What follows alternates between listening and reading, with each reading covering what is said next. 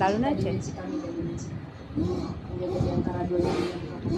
দিয়া দিয়া খুব সুন্দরই করে লুচি, ছোলার ডালটা খুব সুন্দর করে।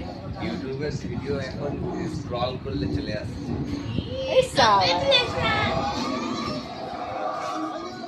আরো ছাড়তে হবে।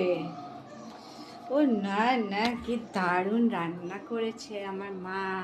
ও হেভি হেভি। সব বন্ধুরা চলে এসো। আমার মায়ের কিন্তু রান্না সত্যি দুর্দান্ত, একদম দুর্দান্ত রান্না করে আমার মা।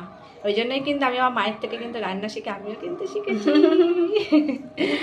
মানে এই দেশীয় রান্নাগুলো আমার মায়ের থেকে শিখেছি। আর ওই মানে বাংলাদেশের রান্না, মানে ওই পারে যে বাঙাল রান্না যাকে বলে, সেটা আমার শাশুড়ি মায়ের থেকে শিখেছি। কিন্তু আমি ভীষণ ভালোবাসি এই দেশীয় রান্না, কারণ পেটেতে ছোটো থেকে তো ঢুকেছে তো এই দেশীয় রান্না, তাই না?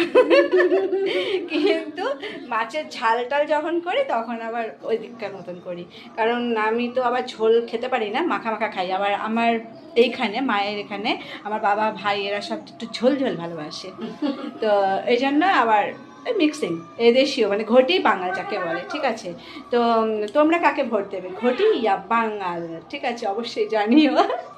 কিন্তু কোনো বাজে কথা কিন্তু কেউ কমেন্টস করবে না, সবাই ভালো ভালো অনেক ভালোবাসা দিয়ে কথা বলবে। ঘটি বাঙাল নিয়ে কোনো আমি তুলনা করে কথা বলছি না, সবাই ভালো। তো